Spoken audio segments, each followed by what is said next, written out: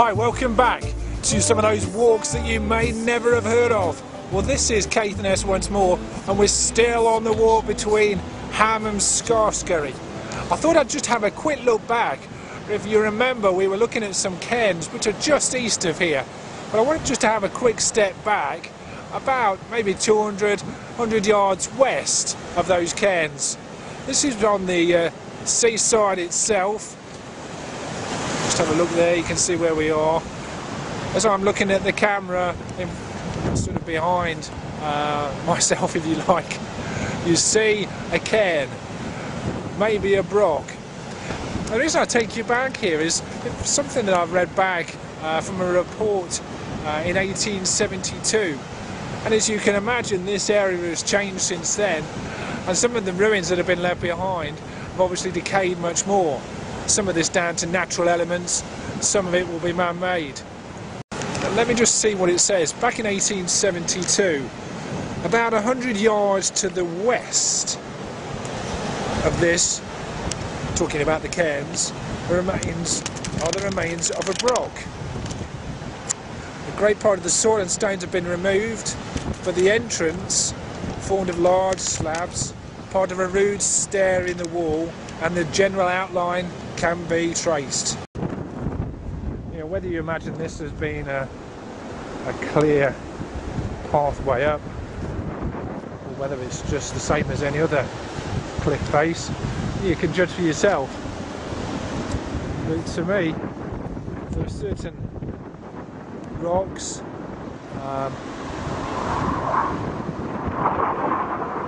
they do tend to look a little bit more man-made than naturally formed. Some of these, of course, could have been later in the periods that rocks were made. But you look at some of these slabs, which are now very much covered by grass. It's hard to tell, but certainly at the top here, this opening is very similar to the tops of some of the cairns and brochs that I've seen in this locality. So this one perhaps remains a bit of a mystery, and somebody more qualified than I could probably tell whether there's a possibility this could have been a broch. Yeah, and this looks like another building of some type. Mentioned again back in the 1870s that there was a broch about 100 yards west of the Burn of Ratter, which is, well, just about where we are. Now this is, well, the shape looks man-made. There's no soil or rocks relating to it now, but in fact there's a bit of litter in the middle there, which is a bit of a shame. And the beach is quite red here as well. Red sandstone beach, which is interesting. Now some of these rocks that were keeping the sheep and cows from moving around may have belonged to that structure, broch or cairn, whichever one it may be. If you look over there at those cairns again from this angle, that does look like an inverted ship, like a ship burial that the old Norse people would have used. So it could be a Nordic burial mound, or could be a cairn, and there are ones that look very like that in Caithness.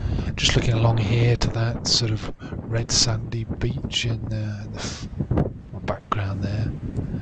Ignore the house on the right hand side. In the middle there, in that piece called the Kirko Banks or the Kirko Tang, kirk relating to a church. There's a mound there in the middle, which is an ancient church, 10th century, 12th century. Beyond that, on the headland, there is a broch, which we'll have a look at later. Now this red headland is interesting. There was a battle called the Battle of Raudabjorg, which is mentioned in the Orkneyan sagas. We'll look at that a little bit later on. I'll mention it more later on. There is Orkney. I think that's Hoy. Now there are various stones on this little bit of headland, and there may just be stones left lying around. I think there could be burials, there could be things left over from the broch. The burials could be. You know, maybe they're Nordic, or maybe they're just local people that weren't allowed to be buried in that churchyard and they wanted to be somewhere close by. This is the burn of Raudabjorg. Its basis comes from the Gaelic Rath, which means fortress. Again, relating to the Brochs, I presume. There's the chapel, and there on the right hand side, the top headline there is the Broch, or what's left of it.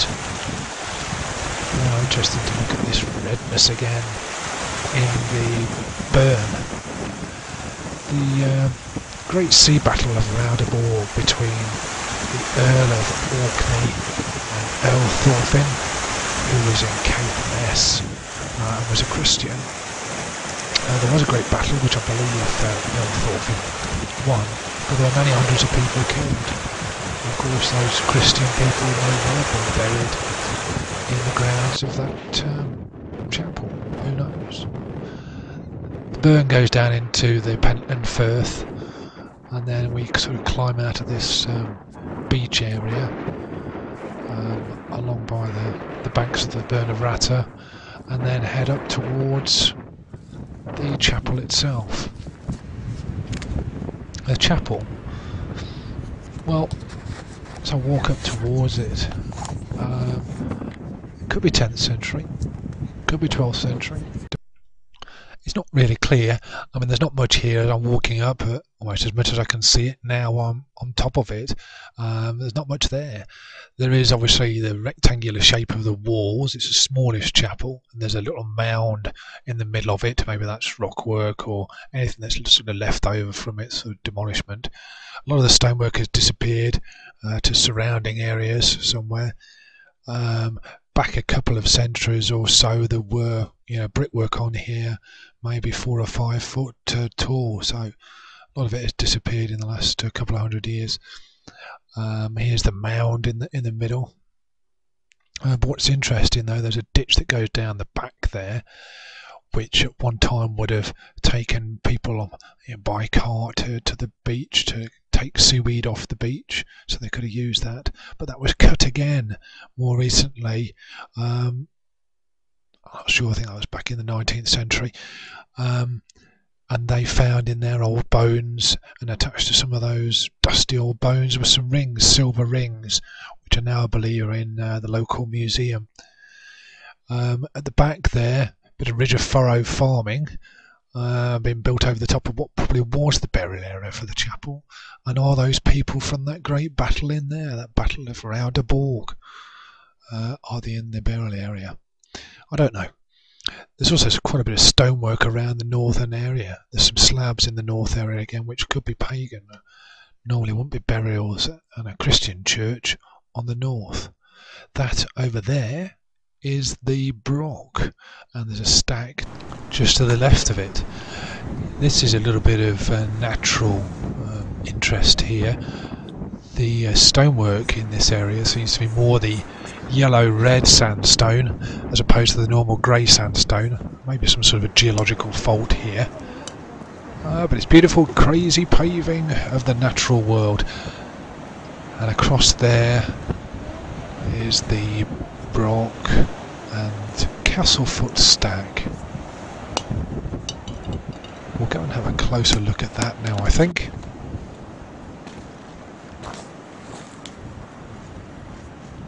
It would have been quite imposing in its time, but it's certainly a little imposing now. And well, look at this. It shows you just how strong Caithness flagstone is. This small little stone seems to be holding up several tons. So feel safe in your flagstone homes. Good old Caithness flagstone. Now, just looking up at that Broch, in its time it would have been much, much taller, and there's next to nothing of it left there. But you could imagine, in its heyday, it would have been easily seeable from the Orkneys as you came across there, maybe from Hoy. And Raudabjorg, Red Headland, could that have been the Red Headland that they saw? It would have been much, much larger, as I say, in its time. Easily seeable. This is the other side of the stag. There's a little inlet, a little cave inside there where my children have scrambled. You could actually scramble to the very top of that if you so wish to, but I'm not going to do that today.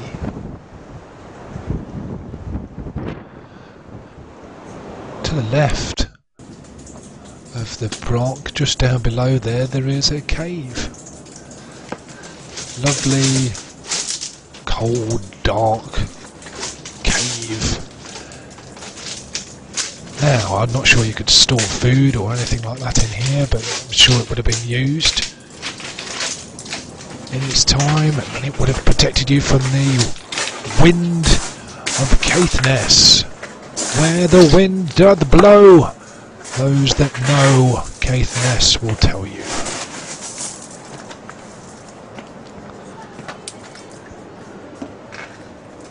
Now, looking outside here, is this more sign of a well-trodden path? Are these footprints on the rocks? Or is it just the water over the centuries, fossils falling out, shells, little stream of water? You can certainly imagine living in this area, a beautiful area. You can look out across to Dunnet Head, across to the Orkneys, over to Ham where we've come from. Beautiful scenery. I mean, this Broch in its time, there's old stonework on the Broch in its time, when maybe the wall was at least 1.5 meters thick, and the internal diameters must have been at least 5 or 6 meters. And I'm not sure how high it would have been, but thinking about those other Brochs, it would have been huge.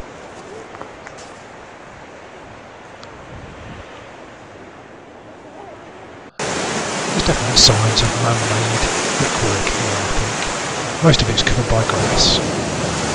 And look at this, a lovely little inlet, a little cove. Could they have fished here, picked up things from the beach? If not, it's a beautiful scene on its own. And here we are, on our way in now to Scarfskerry Beach, with its own extraordinary parts and aspects. Beautiful area.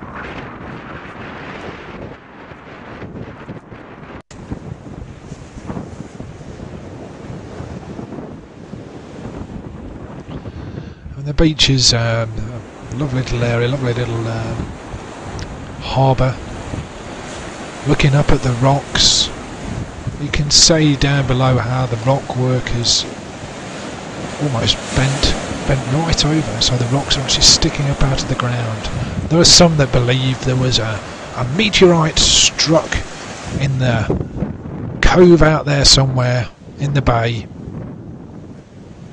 which may have caused this strange rock formation. I'm sure geologists will tell me differently, and I'll be interested to hear. So much to see in Scarfskerry, the most northerly village on the Scottish mainland. Scarfskerry, the place where the cormorant sits on the rock. It's been a great walk. Thanks for listening. Thanks for being with us. Goodbye to those walks you may never have heard of.